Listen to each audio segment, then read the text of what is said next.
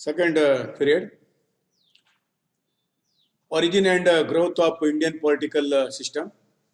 Unit number second. Indian Independence Act of 1947.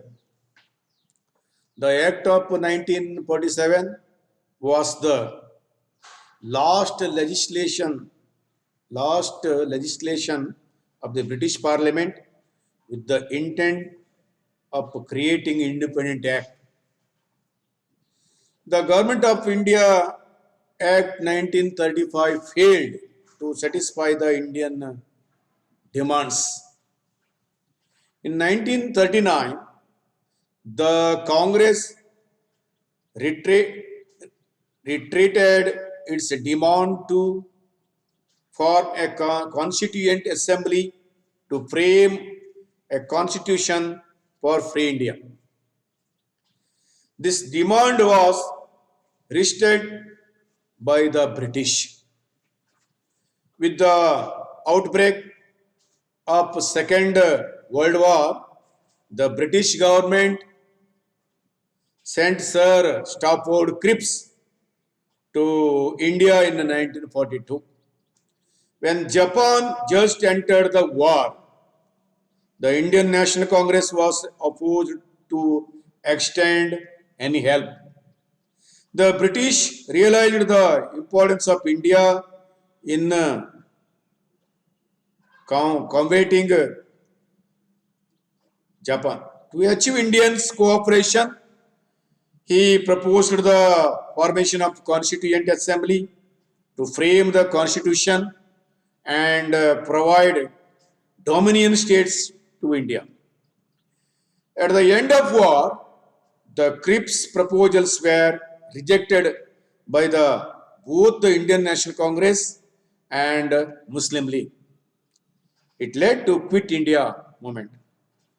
This was followed by Wavell Plan, which proposed for a constituting the executive councils of the Governor General with equal states to Hindus and Muslims.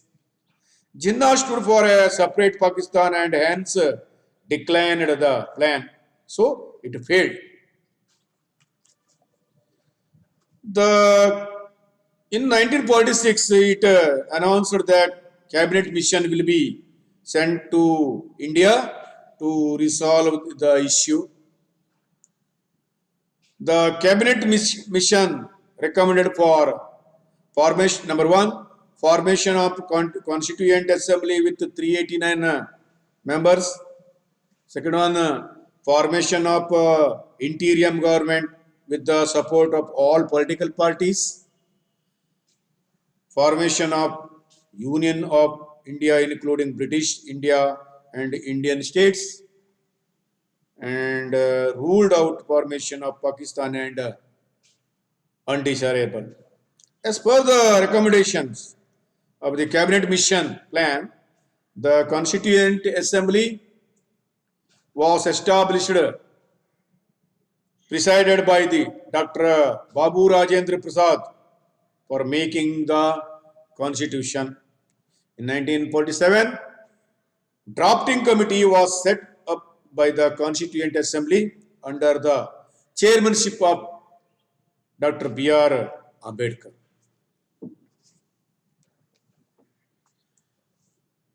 The British government sent Lord Mountbatten to transfer power to India. He held consultations with all political leaders and found that a compromise between Congress and the Muslim League was impossible on the basis of United India. He achieved agreement between Congress and Muslim League on the basis of partition. The Act of 1947 was actually an extension of the Mountbatten Plan. Indian Independence Act of 1947. Provisions. Number one, the Act provided that on 15th August 1947, the appointed date, two independent dominions, India and Pakistan, would be set up, and the Act provided for complete transfer of power. Second point, the Dominion of India got territory of Bombay, Madras, UP, Central Province, Bihar, East Punjab, West Bengal, Assam, Delhi, Ajmer, Coorg, etc. And the rest of India except Sindh, Balochistan, West Punjab, East Bengal, Northwest Frontier Province, and Silot in Assam, which became the territories of Pakistan. For democrating the boundaries, Boundary Commission was formed with Sir Cyril Radcliffe was the chairman. Third point, the crown was no longer the source of authority. Fourth one, the Governor General and provincial governors were to act as constitutional heads. They lost extraordinary powers to legislate. Fifth one, the office of the Secretary of State was abolished. Sixth, from 15 August 1947, the British Crown lost all rights of paramountcy over India, and the Indian states were free to join either Indian Union or Pakistan. 7 on the power in each dominion was transferred to the Constituent Assembly, which became fully sovereign from 15 August 1947 and were absolutely free to frame the Constitution. The Constituent Assemblies had a dual role. This is constituent and legislative. They functioned as central legislature till the new legislatures were formed. And eighth one or last point, until the new constitution was framed, the Act of 1935 would govern the center and the province with the necessary modification. This is the 1947 Act, India 1947 Independence Act. Next, Interim Government of India. The Interim Government of India was formed on 2nd September 1946. Interim Government. The Constituent Assembly had 389 members. It was drawn from the newly elected Constituent Assembly of India. It had the task of assisting the transition of the India and Pakistan from British rule to independence. It remained until 15th August 1947 when India became independent. The Constituent Assembly became a sovereign body and performed the rule of legislature for the new state. It was responsible for framing the constitution and making ordinary law as well. Viceroy's Executive Councils. The Viceroy's Executive Council transformed into the Council of Ministers. It served the executive branch of the interim government. The Vice President of the Council, Pandit Jawaharlal Nehru, was bestowed with the powers of the Prime Minister. Other prominent members of the councils are Pandit Nehru, Prime Minister, Sri Vallabhbhai Patel, Deputy Prime Minister and Home Minister, Dr. B.R. Ambedkar, Rao Minister, Maulana Abdul Kalam Azad, Education Minister, C.H. Bhabha, Commerce Ministers, N.V. Gadgil, Mines and Powers Minister, Rajkumari Amrit Kaur, Health Minister, Rafi Ahmad Kidwai, Communication Ministers, John Mithai, जो Railway and Transportation Minister, Shyam Prasad Mukherjee, Industrial Minister, Jagjeevan Ram, Labor Minister, Sri R.K.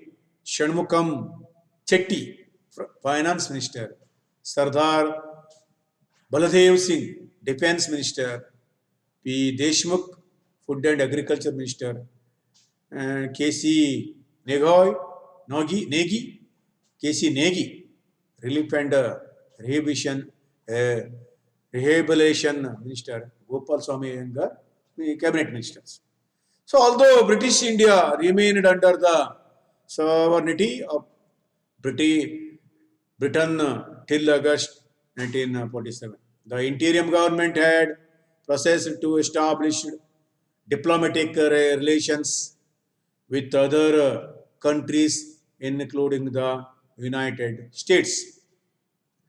Independent India accepted the Constitution on 26th November 1949 and came into effect on 26th January 1950. Based on the provisions of the Constitution, first general election were held.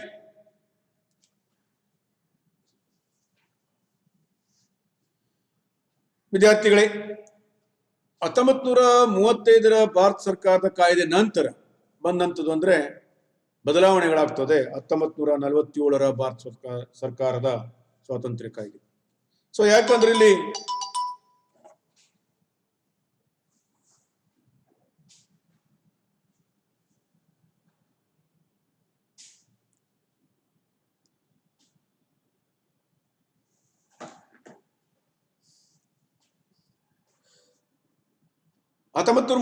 Bharat ಸರ್ಕಾರದ ಕಾಯ್ದೆಯು ಭಾರತೀಯರ ಬೇಡಿಕೆಗಳನ್ನು ಈಡೇರಿಸುವಲ್ಲಿ ವಿಫಲಗೊಳ್ಳುತ್ತದೆ. ಸ್ವತಂತ್ರ ಭಾರತಕ್ಕೆ ಸಂವಿಧಾನವನ್ನು ರಚಿಸಲು ರಾಜ್ಯಾಂಗ ರಚನಾ ಸಮಿತಿಯನ್ನು ರಚಿಸಬೇಕೆಂಬ ತನ್ನ ಬೇಡಿಕೆಯನ್ನ ಕಾಂಗ್ರೆಸ್ ಪಕ್ಷ 1939ರಲ್ಲಿ ಪುನರುಚ್ಚಾರ ಮಾಡ್ತದೆ. ಈ ಬೇಡಿಕೆಯನ್ನ ಬ್ರಿಟಿಷ್ ಸರ್ಕಾರ ಪರಿಗಣಿಸುತ್ತದೆ. ದ್ವಿತೀಯ ಜಾಗತಿಕ ಯುದ್ಧ ಪ್ರಾರಂಭವಾದ ನಂತರ ಅಲ್ಲಿ ಬ್ರಿಟಿಷ್ ಸರ್ಕಾರ ಸರ್ ಸ್ಟಾಫರ್ಡ್ ಕ್ರಿಪ್ಸ್ ರವರನ್ನ ಭಾರತಕ್ಕೆ ಕಳಿಸ್ಕೊಡ್ತದೆ. ಅವರು 2 ಪ್ರಸ್ತಾವನೆಯನ್ನ ಸರ್ಕಾರಕ್ಕೆ ನೀಡ್ತಾರೆ. ಯುದ್ಧ ಮುಗಿದ ನಂತರ ಭಾರತಕ್ಕೆ ಸಂವಿಧಾನವನ್ನ ರಚಿಸಿಕೊಳ್ಳಲು ರಾಜ್ಯಾಂಗ ರಚನಾ ಸಮಿತಿಯನ್ನ ರಚನೆ ಮಾಡಬೇಕು, ಆಮೇಲೆ ಭಾರತಕ್ಕೆ ಡೊಮಿನಿಯನ್ ಸ್ಥಾನಮಾನ ಕೊಡಬೇಕು ಅಂತ ಹೇಳಿ ಸ್ಟಾಫರ್ಡ್ ರವರು ತಮ್ಮ ವರದಿಯಲ್ಲಿ ಹೇಳ್ತಾರೆ. ಈ ಮಧ್ಯೆ ಏನಾಗ್ತಂತಂದ್ರೆ ಮುಂದೆ ಇಂಗ್ಲೆಂಡ್ ನಲ್ಲಿ ಬದಲಾವಣೆ ಆಗ್ತದೆ ಆಡಳಿತದಲ್ಲಿ. ಅಲ್ಲಿರುವಂತಹ ಆಡಳಿತ ಪಕ್ಷ ಬದಲಾವಣೆಯಾಗಿ ಲೇಬರ್ ಪಕ್ಷ ಆಡಳಿತಕ್ಕೆ ಬರ್ತವೆ. ಸೊ ಲೇಬರ್ ಪಕ್ಷದ ಪ್ರಧಾನಮಂತ್ರಿಯಾಗಿ ಕ್ಲೈಮೆಂಟ್ ಆಟ್ಲಿ ಅವರು ಪ್ರಧಾನಮಂತ್ರಿಯಾಗಿ ಆಯ್ಕೆ ಆಗ್ತಾರೆ. ಅವರು ಭಾರತಕ್ಕೆ ಸ್ವಾತಂತ್ರ್ಯವನ್ನು ಕೊಡೋದ್ರ ಬಗ್ಗೆ ಒಲವನ್ನು ತೋರಿಸ್ತಾರೆ. ಸೊ ಹೀಗಾಗಿ 1946ರಲ್ಲಿ ಕ್ಯಾಬಿನೆಟ್ ಮಿಷನ್ ಅನ್ನ ಕಳಿಸ್ಕೊಡ್ಲಾಗ್ತದೆ ಭಾರತಕ್ಕೆ. ಆ ಕ್ಯಾಬಿನೆಟ್ ಮಿಷನ್ ಪ್ಲಾನ್ ದೇಶವನ್ನ ಭಾರತ ಮತ್ತು ಪಾಕಿಸ್ತಾನ ವಿಭಜಿಸಿ ಶಿಫಾರಸು ಮಾಡಿರಲಾಗಿತ್ತು. ಹೀಗಾಗಿ ಇದನ್ನು ಮುಸ್ಲಿಮ್ಸ್ ಲೀಗ್ ಏನ್ ಮಾಡ್ತಂತಂದ್ರೆ ತಿರಸ್ಕಾರ ಮಾಡ್ತದೆ. ಅವರು ಮುಸ್ಲಿಂ ಲೀಗ್ ಅವರು ಪಾಕಿಸ್ತಾನ ಸಪರೇಟ್ ಬೇಕು ಅಂತ ಹೇಳಿದ್ರು. ಈ ಕ್ಯಾಬಿನೆಟ್ ಮಿಷನ್ ಅಲ್ಲಿ 4 ಪಾಯಿಂಟ್ಸ್ಗಳಿದ್ದವು. ಏನಂದ್ರೆ 389 ಸದಸ್ಯ ಬಲದೊಂದಿಗೆ ಸಂವಿಧಾನ ರಚನಾ ಸಭೆಯನ್ನು ರಚನೆ ಮಾಡಬೇಕು, ಎಲ್ಲಾ ರಾಜಕೀಯ ಪಕ್ಷದೊಂದಿಗೆ ಮಧ್ಯಂತರ ಸರ್ಕಾರ ರಚನೆ ಮಾಡಬೇಕು, ಬ್ರಿಟಿಷ್ ಇಂಡಿಯಾ ಮತ್ತು ಭಾರತ ರಾಜ್ಯಗಳೊಂದಿಗೆ ಭಾರತದ ಒಕ್ಕೂಟವನ್ನು ರಚಿಸಬೇಕು, ಅದೇ ರೀತಿಯಾಗಿ ಪ್ರತ್ಯೇಕ ಪಾಕಿಸ್ತಾನ ರಚನೆ ಸಾಧ್ಯವಿಲ್ಲ ಎಂಬುದರ ಬಗ್ಗೆ 1946ರ ಕ್ಯಾಬಿನೆಟ್ ಮಿಷನ್ ವರದಿ ಕೊಟ್ಟಿತ್ತು. ಆದ್ರೆ ಈ ಸಭೆಯ ಅಧ್ಯಕ್ಷತೆಯನ್ನ ಕ್ಯಾಬಿನೆಟ್ ಮಿಷನ್ ಪ್ಲಾನ್ ಪ್ರಕಾರ ಸಂವಿಧಾನ ರಚನಾ ಸಭೆಯನ್ನು ಕರೀತಾರೆ. ಅದರ ಪ್ರಕಾರನೇ ಆ ವೇಳೆಯಲ್ಲಿ ರಾಜೇಂದ್ರ ಪ್ರಸಾದ್ ರವರನ್ನ ಅಧ್ಯಕ್ಷರಾಗಿ ಮಾಡ್ತಾರೆ ಮೀಟಿಂಗ್ 1946ರಲ್ಲಿ. 1947ರಲ್ಲಿ ಸಂವಿಧಾನ ಕರಡು ಸಮಿತಿ ಅಧ್ಯಕ್ಷತೆಯಲ್ಲಿ BR ಅಂಬೇಡ್ಕರ್ ಅವರು ಸಹ ವಹಿಸ್ಕೊಳ್ತಾರೆ. ಈ ರೀತಿಯಾಗಿ ಬದಲಾವಣೆಗಳು ಆಗ್ತವೆ. ಸೊ ಮುಂದಿನ ಮಹತ್ವದ ಹೆಜ್ಜೆ ಅಂತಂದ್ರೆ ಇದೆ, ಏನಂತಂದ್ರೆ ಮೌಂಟ್ ಬ್ಯಾಟನ್ ಯೋಜನೆ ಅಂತೇಳಿ. ಸೊ ಅಲ್ಲಿ ಭಾರತಕ್ಕೆ ಅಧಿಕಾರವನ್ನು ಹಸ್ತಾಂತರ ಮಾಡಬೇಕು ಎಂಬ ಉದ್ದೇಶದಿಂದ 1947ರಲ್ಲಿ ಲಾರ್ಡ್ ಮೌಂಟ್ ಬ್ಯಾಟನ್ ಅವರನ್ನ ತಮ್ಮ ನಿಯೋಗದೊಂದಿಗೆ ಭಾರತಕ್ಕೆ ಭೇಟಿ ಕೊಡ್ತಾರೆ. ದೇಶ ವಿಭಜನೆ ಆಧಾರದ ಮೇಲೆ ಕಾಂಗ್ರೆಸ್ ಮತ್ತು ಮುಸ್ಲಿಂ ಲೀಗ್ ನಡುವೆ ಇರುವ ಒಪ್ಪಂದವನ್ನು ಏರ್ಪಡಿಸಲಾಗ್ತದೆ. ವಾಸ್ತವವಾಗಿ 1947ರ ಕಾಯ್ದೆಯನ್ನ ಮೌಂಟ್ ಬ್ಯಾಟನ್ ಯೋಜನೆಯಾಗಿ ವಿಸ್ತರಣೆ ಮಾಡಲಾಗ್ತದೆ. ಸೊ 1947ರ ಕಾಯ್ದೆಯ ಮುಖ್ಯಾಂಶಗಳು ಏನಂತಂದ್ರೆ, ಒಂದನೇದಾಗಿ 15ನೇ ಆಗಸ್ಟ್ 1947ರಂದು ಭಾರತ ಮತ್ತು ಪಾಕಿಸ್ತಾನ ಎಂಬ ಎರಡು ಸ್ವತಂತ್ರ ಡೊಮಿನಿಯನ್ಸ್ ಗಳನ್ನು ಸ್ಥಾಪಿಸಲು ಈ ಕಾಯ್ದೆಯು ಅವಕಾಶ ಮಾಡಿಕೊಡ್ತದೆ. ಎರಡನೇದಾಗಿ ಈ ಕಾಯ್ದೆ ಅನ್ವಯ ಸಿಂಧ್, ಬಲೂಚಿಸ್ತಾನ, ಪಶ್ಚಿಮ ಪಂಜಾಬ್, ಪೂರ್ವ ಬಂಗಾಳ, ವಾಯುವ್ಯ ಗಡಿ ಪ್ರಾಂತ್ಯಗಳು ಮತ್ತು ಅಸ್ಸಾಂನ ಸಿಲೆಟ್ಗಳು ಪ್ರದೇಶ ಬಿಟ್ಟು ಉಳಿದ ಎಲ್ಲ ಬ್ರಿಟಿಷ್ ಇಂಡಿಯಾ ಪ್ರಾಂತ್ಯಗಳನ್ನ ಭಾರತದ ಭೂಭಾಗ ಅಂತ ವ್ಯಾಪ್ತಿಗೆ ಅದನ್ನ ಸೇರಿಸಲಾಗ್ತದೆ. ಗಡಿಗಳನ್ನ ಗುರುತಿಸಲಿಕ್ಕೆ, ಭಾರತದ ಗಡಿಗಳನ್ನು ಗುರುತಿಸಲಿಕ್ಕೆ ಸರ್ ಸಿರಿಲ್ ರ್ಯಾಡ್ಕ್ಲಿಫ್ ಅಂತ ಅವರನ್ನ ಅಧ್ಯಕ್ಷತೆಯಲ್ಲಿ ಬೌಂಡ್ರಿ ಕಮಿಷನ್ ರಚನೆ ಮಾಡಲಾಗ್ತದೆ. ಮೂರನೇ ಪಾಯಿಂಟ್ಸ್ ಅಂತಂದ್ರೆ, ಈ ಕಾಯ್ದೆ ಅನ್ವಯ 1947 ಭಾರತ ಸರ್ಕಾರದ ಸ್ವಾತಂತ್ರ್ಯ ಕಾಯ್ದೆ ಅನ್ವಯ ಭಾರತದ ರಾಜ್ಯಗಳ ಮೇಲೆ ಚಕ್ರವರ್ತಿಯ ಆಧಿಪತ್ಯವನ್ನು ಕೊನೆಗಾಣಿಸಲಾಗ್ತದೆ. 4, ಗವರ್ನರ್ ಜನರಲ್ ಮತ್ತು ಪ್ರಾಂತೀಯ ಗವರ್ನರ್ಗಳು ಸಂವಿಧಾನಾತ್ಮಕವಾಗಿ ಮುಖ್ಯಸ್ಥರಾಗಿದ್ದರೂ ಶಾಸನ ರಚಿಸುವ ವಿಶೇಷ ಅಧಿಕಾರವನ್ನು ಅವರು ಹೊಂದಿರುವುದಿಲ್ಲ ಅಂತ ಹೇಳ್ತಾರೆ. 5ನೇದಾಗಿ secretary of state for India ಹುದ್ದೆ ಅಲ್ಲಿ ಏನಾಗ್ತದೆ, ರದ್ದಾಗ್ತದೆ. ಈ ಹಿಂದೆಲ್ಲ ಗವರ್ನರ್ ಜನರಲ್ ಅವರಿಗೆ ಹೆಚ್ಚಿನ ಅಧಿಕಾರಗಳಿದ್ದು ಎಲ್ಲ ಶಾಸನ ರಚನೆ ಮಾಡಲು, ಅದನ್ನು ಮುಕ್ತಗೊಳಿಸ್ತಾರೆ. ಆಮೇಲೆ 1947ರ ಆಗಸ್ಟ್ 15ನೇ ದಿನದಂದು ಬ್ರಿಟಿಷ್ ಪಾರಮ್ಯತೆಯು ಅಂದ್ರೆ ಪ್ಯಾರಾಮೌಂಟ್ಸ್ ಅದರ ಹಿಂದಿನ ದಿನದಂದು ಬ್ರಿಟಿಷ್ ಇಂಡಿಯಾದಲ್ಲಿ ಸೇರಿದಂತೆ ಯಾವುದೇ ಭಾಗಕ್ಕೆ ಸಂಬಂಧಿಸಿದ ಯಾವುದೇ ಅಧಿಕಾರ ಮತ್ತು ಜವಾಬ್ದಾರಿಯನ್ನ ಹೊಂದಿರುವುದಿಲ್ಲ ಅಂತ ಸಹ ಘೋಷಣೆ ಮಾಡಲಾಯಿತು. ಸೊ ಈ ರೀತಿಯಾಗಿ ಅಷ್ಟೇ ಅಲ್ಲದೆ 12ನೇ ಆಗಸ್ಟ್ 1947ರಿಂದ 2 ಪಾಯಿಂಟ್ಸ್ಗಳು ಇಲ್ಲಿ ಬಂದಿಲ್ಲ, ಅದನ್ನು ನೀವು ಪುಸ್ತಕದಲ್ಲಿ ನೋಡ್ಕೊಳ್ಬೇಕು. 12ನೇ ಆಗಸ್ಟ್ 1947ರಿಂದ ರಾಜ್ಯಾಂಗ ರಚನಾ ಸಭೆಯು ಸಂಪೂರ್ಣ ಸಾರ್ವಭೌಮತ್ವದಿಂದ ಕೂಡಿದ್ದು ಸಂವಿಧಾನವನ್ನು ರಚಿಸುವ ಪೂರ್ಣ ಅಧಿಕಾರವನ್ನು ಹೊಂದಿರ್ತದೆ ಅಂತ 7ನೇ ಪಾಯಿಂಟ್ಸ್ ಹೇಳಲಾಗ್ತದೆ.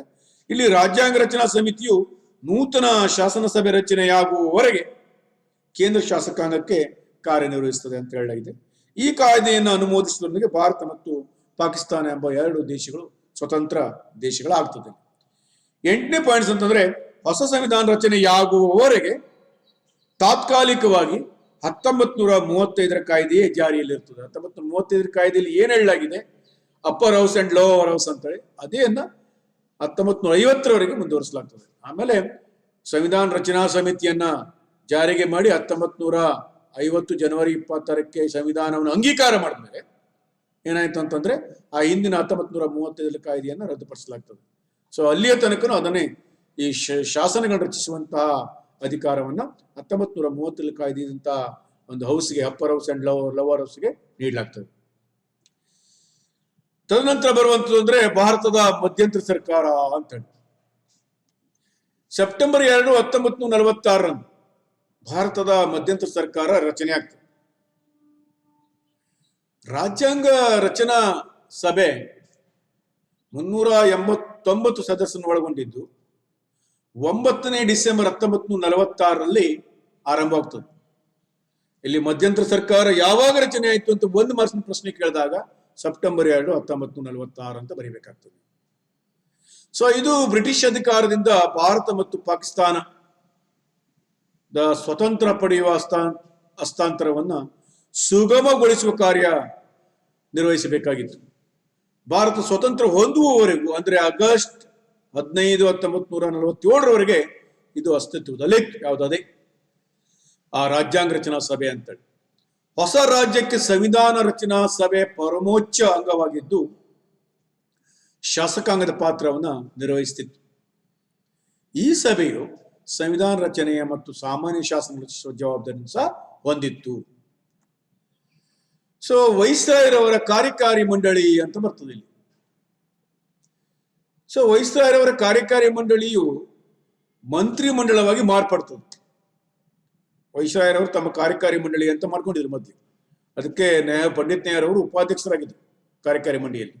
ಅದನ್ನೇ ಮಧ್ಯಂತರ ಸರ್ಕಾರದಲ್ಲಿ ಮರ್ಜ್ ಮಾಡಿ ಮಾರ್ಪಾಡಿಸಲಾಗ್ತದೆ. ಅದನ್ನೇ ಮಂತ್ರಿ ಮಂಡಳ ಅಂತ. ಇದು ಮಧ್ಯಂತರ ಸರ್ಕಾರದ ಕಾರ್ಯಾಂಗವಾಗಿ ಕಾರ್ಯನಿರ್ವಹಿಸುತ್ತಿತ್ತು. ಕಾರ್ಯಕಾರಿ ಮಂಡಳಿ ಉಪಾಧ್ಯಕ್ಷರು ಪಂಡಿತ್ ನೆಹರೂರವರು ಮುಂದೆ ಪ್ರಧಾನಮಂತ್ರಿ ಆಗ್ತಾರೆ. ಸೊ ಇವರ ಈ ಒಂದು ಕ್ಯಾಬಿನೆಟ್ ನಲ್ಲಿ ಇದ್ದಂತ ಸದಸ್ಯರು ಅವರು ಸುಮಾರು 16 ಜನ ಕ್ಯಾಬಿನೆಟ್ ನಲ್ಲಿ ಇದ್ರು. ಅದೇ ಈಗಾಗಲೇ ಹೇಳಿದಂತೆ ಪಂಡಿತ್ ನೆಹರೂರವರು ಪ್ರಧಾನಮಂತ್ರಿಯಾಗಿ, ಆಮೇಲೆ ಸರ್ದಾರ್ ವಲ್ಲಭಾಯ್ ಪಟೇಲ್ ಉಪ ಪ್ರಧಾನಮಂತ್ರಿಗಳು ಮತ್ತು ಗೃಹ ಸಚಿವರಾಗ್ತಾರೆ, home minister. Doctor BR Ambedkar ಅವರು ಕಾನೂನು ಸಚಿವರಾಗ್ತಾರೆ. ಮೌಲಾನಾ ಅಬ್ದುಲ್ ಕಲಾಂ ಆಜಾದ್ ಅಂತೇಳಿ ಇವರು ಶಿಕ್ಷಣ ಸಚಿವರಾಗ್ತಾರೆ. CH ಬಾಬಾ ವಾಣಿಜ್ಯ ಸಚಿವರು. SV ಗಾಡ್ಗೀಳ್ ಅಂತೇಳಿ ಗಣಿ ಮತ್ತು ವಿದ್ಯುತ್ ಸಚಿವರು. ರಾಜಕುಮಾರಿ ಅಮೃತ್ ಕೌರ್ ಆರೋಗ್ಯ ಸಚಿವರು, ಹೆಲ್ತ್ ಮಿನಿಸ್ಟರ್. ರಫಿ ಅಹಮದ್ ಕಿದ್ವಾಯಿ ಸಂಪರ್ಕ ಸಚಿವರು, ಕಮ್ಯುನಿಕೇಶನ್. ಜಾನ್ ಮಥಾಯ್ ರೈಲ್ವೆ ಮತ್ತು ಸಾರಿಗೆ ಸಚಿವರು. ಶ್ಯಾಮ್ ಪ್ರಸಾದ್ ಮುಖರ್ಜಿ ಕೈಗಾರಿಕಾ ಸಚಿವರು. ಆಮೇಲೆ ಜಗಜೀವನ್ ರಾಮ್ ಲೇಬರ್ ಮಿನಿಸ್ಟರ್, ಕಾರ್ಮಿಕ ಸಚಿವರು. RK ಷಣ್ಮುಖಂ ಚೆಟ್ಟಿ ಹಣಕಾಸಿನ ಸಚಿವರು, ಫೈನಾನ್ಸ್ ಮಿನಿಸ್ಟರ್. ಸರ್ದಾರ್ ಬಲ್ದೇವ್ ಸಿಂಗ್ ರಕ್ಷಣಾ ಸಚಿವರು, ಡಿಫೆನ್ಸ್ ಮಿನಿಸ್ಟರ್. P ದೇಶ್ಮುಖ್ ಆಹಾರ ಮತ್ತು ಕೃಷಿ, food and civil supply, food and agriculture minister. KC Niyogi ಅವರನ್ನ ರಿಲೀಫ್ ಅಂಡ್ ರಿಹ್ಯಾಬಿಲಿಟೇಷನ್ ಸಚಿವರು ಅಂತ ಕರೆಯಲಾಗಿತ್ತು. ನಂತರ ಗೋಪಾಲ್ ಸ್ವಾಮಿ ಅಯ್ಯಂಗಾರ್ ಅವರು ಕ್ಯಾಬಿನೆಟ್, ಅವ್ರಿಗೆ ಯಾವುದೇ ಖಾತೆಯನ್ನು ತೋರಿಸಿರಲಿಲ್ಲ, ಪುಸ್ತಕದಲ್ಲೂ ಸಹ ಇಲ್ಲ. ಸೊ ಇವು ಇಂಥ ಒಂದು ಮಂಡಳಿಯನ್ನ, ಈ ವೈಸ್ರಾಯರವರ ಕಾರ್ಯಕಾರಿ ಮಂಡಳಿಯನ್ನೇ ಏನ್ ಮಾಡ್ತಾರೆ ಅಂತಂದ್ರೆ ಒಂದು ಮಂತ್ರಿ ಮಂಡಳವಾಗಿ ಮಾರ್ಪಡಿಸಲಾಗ್ತದೆ ಈ ಮಧ್ಯಂತರ ಸರ್ಕಾರದಲ್ಲಿ. ನೋಡಿ, ಈ ಮಧ್ಯಂತರ ಸರ್ಕಾರದಲ್ಲಿ ಯಾರ್ಯಾರಿದ್ರು ಹೇಳೋದ್ರ ಬಗ್ಗೆ ಅಲ್ಲಿ ಒಂದು ಫೋಟೋವನ್ನು ನಾನು ಹಾಕಿದ್ದೇನೆ, ಪುಸ್ತಕದಲ್ಲಿ ಇದೆ. ಸೊ ಅಲ್ಲಿ ಎಲ್ಲ ಪಂಡಿತ್ ನೆಹರೂರವ್ರ ಮಧ್ಯದಲ್ಲಿ ಕೂತಿದ್ದಾರೆ, ಉಳಿದೆಲ್ಲ ರಾಜೇಂದ್ರ ಪ್ರಸಾದ್ ಅವರು ಮಧ್ಯದಲ್ಲಿ ಇದ್ದಾರೆ, ಅವರು ಅಧ್ಯಕ್ಷರಾಗಿರ್ತಾರೆ. ಸೊ ಹಾಗಾಗಿ ಅಲ್ಲಿ ಎಲ್ಲ ಸದಸ್ಯರದ್ದು ನಿಮಗೆ ಫೋಟೋವನ್ನು ಇಲ್ಲಿ ಹಾಕಿದೆ. ಪಂಡಿತ್ ನೆಹರು ತಮ್ಮ ಸಚಿವ ಸಂಪುಟದ ಸಹೋದ್ಯೋಗಿಗಳೊಂದಿಗೆ ಅಂತ. ಸೊ ಆಗಸ್ಟ್ 1947ರವರೆಗೂ ಭಾರತವು ಬ್ರಿಟಿಷ್ ಪ್ರಾಬಲ್ಯದಲ್ಲಿ ಇದ್ರೂ ಸಹ ಮಧ್ಯಂತರ ಸರ್ಕಾರ ಅಮೆರಿಕ ಸಂಯುಕ್ತ ಸಂಸ್ಥಾನವನ್ನು ಒಳಗೊಂಡು ಇತರ ರಾಷ್ಟ್ರಗಳ ಜೊತೆ ರಾಜತಾಂತ್ರಿಕ ಸಂಬಂಧವನ್ನು ಹೊಂದಿತ್ತು. ಆಗಲೇ 1947 ತನಕ ಬ್ರಿಟಿಷ್ ಗವರ್ಮೆಂಟ್ ಆಡಳಿತವೇ ಇದೆ, ನಮ್ಮ ಮಧ್ಯಂತರ ಸರ್ಕಾರವು ಕೆಲಸ ಮಾಡ್ತಾ ಇತ್ತು. ಆ ವೇಳೆಯಲ್ಲಿ ನಾವು ಅಂತಾರಾಷ್ಟ್ರೀಯ ಮಟ್ಟದಲ್ಲಿ ಎಲ್ಲ ದೇಶಗಳೊಂದಿಗೆ, ಅಮೆರಿಕದಿಂದ ಹಿಡಿದು ಎಲ್ಲಾ ದೇಶಗಳೊಂದಿಗೆ ರಾಜತಾಂತ್ರಿಕ ಸಂಬಂಧವನ್ನ ಹೊಂದಿದ್ರು. ನೆಹರೂರು ಹಾಗೆ ಎಲ್ಲಾ ದೇಶಗಳ ಒಂದು ಸ್ನೇಹವನ್ನು ಮಾಡ್ಕೊಂಡಿದ್ರು. ಸೊ ಸ್ವತಂತ್ರ ಭಾರತ 26ನೇ ನವೆಂಬರ್ 1949 ಸಂವಿಧಾನವನ್ನು ಅಂಗೀಕರಿಸ್ತದೆ. ಅಂದ್ರೆ ಹಲವಾರು ಸಂವಿಧಾನ ರಚನಾ ಸಮಿತಿಯನ್ನ ಡಾಕ್ಟರ್ ಬಾಬು ರಾಜೇಂದ್ರ ಪ್ರಸಾದ್ ರವರ ಅಧ್ಯಕ್ಷರಲ್ಲಿ ರಚಿಸಲಾಗ್ತದೆ. BR ಅಂಬೇಡ್ಕರ್ ಅವರು ಕರಡು ಸಮಿತಿ ಅಧ್ಯಕ್ಷರಾಗಿರ್ತಾರೆ. ಹಲವಾರು ಸಭೆ ಸಮಾರಂಭಗಳನ್ನು ನಡೆಸಿ ಕೊನೆಯದಾಗಿ ಸಂವಿಧಾನವನ್ನು ಅಂಗೀಕರಿಸಿದಂಥದ್ದು ಅಂದ್ರೆ 26 ನವೆಂಬರ್ 1947ರಂದು. ಅಂದ್ರೆ ಆ ಒಂದು ಕೊನೆಯ ಸಭೆಯಲ್ಲಿ ಭಾರತಕ್ಕೆ ಇಂತಹ ಒಂದು ಸಂವಿಧಾನ ಬೇಕು ಅನ್ನೋದನ್ನು ಒಪ್ಕೊಳ್ತಾರೆ. ಅದನ್ನೇ ಒಂದು ನಿರ್ದಿಷ್ಟ ದಿನಾಂಕವನ್ನು ನಿಗದಿಪಡಿಸಿ ಅದನ್ನು 26 ಜನವರಿ 1950 ಅಂತ ಜಾರಿಗೆ ಮಾಡಲಾಗ್ತದೆ. ಹಂಗೆ ಜಾರಿಗೊಳಿಸಿದಂಥ ದಿನಾಂಕ ಜನವರಿ 26, ಅದರ ಅಂಗೀಕಾರ ಮಾಡಿದ್ದು 1949 ನವೆಂಬರ್ 26ರಲ್ಲಿ. ಸೊ ಹೀಗೆ ಸಂವಿಧಾನದ ನಿಯಮಾನುಸಾರ ಪ್ರಥಮ ಸಾರ್ವತ್ರಿಕ ಚುನಾವಣೆಗಳು ಸಹ ನಡೀತದೆ. ಅಂದ್ರೆ 1950 ಜನವರಿ 26ಕ್ಕೆ ಸ್ವಾತಂತ್ರ್ಯ, ಇದು ನಮ್ದು ಸಂವಿಧಾನ ಅಂಗೀಕಾರ ಆದ ಕೂಡಲೇ ಸಂವಿಧಾನದಲ್ಲಿ ಪ್ರಜಾಪ್ರಭುತ್ವ ಸರ್ಕಾರ ಅಂತ ಹೇಳಿ ಅಲ್ಲಿ ನಾವು ಸ್ವೀಕಾರ ಮಾಡ್ತಾಗಿತ್ತು. ಸೊ ಪ್ರಜಾಪ್ರಭುತ್ವ ಅಂತ ಅಂದ ಕೂಡಲೇ ಚುನಾವಣೆ ಬಂದ್ಬಿಡ್ತದೆ. ಅಂದ್ರೆ ಪ್ರಜೆಗಳಿಂದ ಆಯ್ಕೆಯಾದಂತ ಸರ್ಕಾರವಾಗಿತ್ತು. ಅದಕ್ಕೂ ಪೂರ್ವದಲ್ಲಿ ಈ ತಾತ್ಕಾಲಿಕ ಸರ್ಕಾರ, ನೆಹರೂರವರ ಒಂದು ತಾತ್ಕಾಲಿಕ ಸರ್ಕಾರ ಇತ್ತು. ಜನರಿಂದಲೇ ಆಯ್ಕೆಯಾದ ಸರ್ಕಾರ ಆದರೆ ಸಂವಿಧಾನಬದ್ಧವಾಗಿ ಸರ್ಕಾರ ನಡೀತದೆ ಎಂಬ ಉದ್ದೇಶದಿಂದ 1951-52ರಲ್ಲಿ ಸಾರ್ವತ್ರಿಕ ಚುನಾವಣೆಯನ್ನು ಸಹ ಘೋಷಣೆ ಮಾಡಲಾಗ್ತದೆ. ಸೊ ಮುಂದಿನ ಅಧ್ಯಾಯದಲ್ಲಿ ನಾನು ಪ್ರಥಮ ಸಾರ್ವತ್ರಿಕ ಚುನಾವಣೆ ಬಗ್ಗೆ ಮತ್ತು ಮುಂದಿನ ವಿಷಯಗಳ ಬಗ್ಗೆ ಪಾಠವನ್ನ ಮಾಡೋನಿದ್ದೇನೆ. ಸೊ ಇವತ್ತು ನೀಡಿದಂತ ಈ PPT ಅನ್ನ ಚಾಚು ತಪ್ಪದೆ ನೋಟ್ಸ್ ಮಕ್ಕಳೇ, ಹಿಂದಿನ ಅವಧಿಯಲ್ಲೂ ಹೇಳಿದ್ದೇನೆ ಮಕ್ಕಳೇ, ಬಹಳ ಸಕ್ರಿಯವಾಗಿ ನೀವೆಲ್ಲ ಪಾಠದಲ್ಲಿ ಪಾಲ್ಗೊಳ್ಳಲೇಬೇಕು. ಈ ಪಾಠವನ್ನು ಮತ್ತು ನಿಮಗೆ ನೀವು ಮುಂದೆ ಕಾಲೇಜ್ ಪ್ರಾರಂಭವಾದಾಗ ಮತ್ತೆ ಪುನಃ ಈ ಪಾಠವನ್ನು ಮಾಡುವುದಿಲ್ಲ. ಇದಕ್ಕೆ ಸಂಬಂಧಪಟ್ಟ ಪ್ರಶ್ನೆಗಳನ್ನು ಕೊಡ್ತೇನೆ. ಈ ಮಧ್ಯದಲ್ಲಿ ಪ್ರತಿ ಅಧ್ಯಾಯ ಮುಗಿದ ಕೂಡಲೇ ನಿಮಗೆ ಆಗಾಗ ಟೆಸ್ಟ್ಗಳು ಸಹ ಆಗ್ತಾ ಇರ್ತವೆ. ನೋಡಿ, ಇಷ್ಟು ದಿನಗಳನ್ನ ಕಳೆದಿದ್ದೀರ, ಇನ್ನು ಮುಂದೆ ಯಾವುದೇ ದಿನಗಳನ್ನು ನೀವು ವ್ಯರ್ಥ ಮಾಡಬೇಡಿ. ಆದಷ್ಟು ಜಾಗರೂಕತೆಯಿಂದ ಈ ದ್ವಿತೀಯ PUCಯಲ್ಲಿ ಪರೀಕ್ಷೆ ಆಗ್ತದೆ. ಮತ್ತೆ ಈ ವರ್ಷ ಪ್ರಮೋಷನ್ ಮಾಡಿದ್ರು ಹಾಗೆ ಏನಿಲ್ಲ, ಕಡ್ಡಾಯವಾಗಿ ಒಟ್ಟು ಸಿಲೆಬಸ್ಗಳ ಮೇಲೆ ಪರೀಕ್ಷೆ ಆಗ್ತದೆ. ಪರೀಕ್ಷೆಯನ್ನು ಬರೀಬೇಕಾಗ್ತದೆ. ಈಗಲೇ ತಯಾರಿ ಮಾಡ್ಕೊಳ್ಳಿ, ಒಳ್ಳೆ ಅಂಕಗಳನ್ನು ಗಳಿಸ್ಲಿಕ್ಕೆ ಆಗ್ತದೆ. ಸೊ ಹಾಗಾಗಿ ಮನೆಯಲ್ಲಿ ನಿಮ್ಗೆ ಏನು ಕೆಲಸ ಇಲ್ಲ. ನಿಮ್ಗೆಲ್ಲ ನಿಮ್ಮ ಪಾಲಕರು ಮೊಬೈಲ್ ಅನ್ನು ಕೊಡಿಸಿದ್ದಾರೆ. ಎಲ್ಲರಿಗೂ ಸಿಗ್ನಲ್ ಬಂದಿದೆ, ಬರ್ತಾ ಇದೆ ಅಂತ ಅಂದ್ಕೊಂಡಿದ್ದೇನೆ. ಬರದೇ ಇದ್ದವ್ರು ನಮ್ಮನ್ನು ಕಾಂಟ್ಯಾಕ್ಟ್ ಮಾಡಿ, ಏನಂತ ನಾನು ಅದಕ್ಕೆ ನಿಮ್ಗೆ ನೋಟ್ಸ್ಗಳನ್ನು ಬೇಕಾದ್ರೆ ಕೊಡ್ತೇವೆ ವಾಟ್ಸಪ್ನಲ್ಲಿ.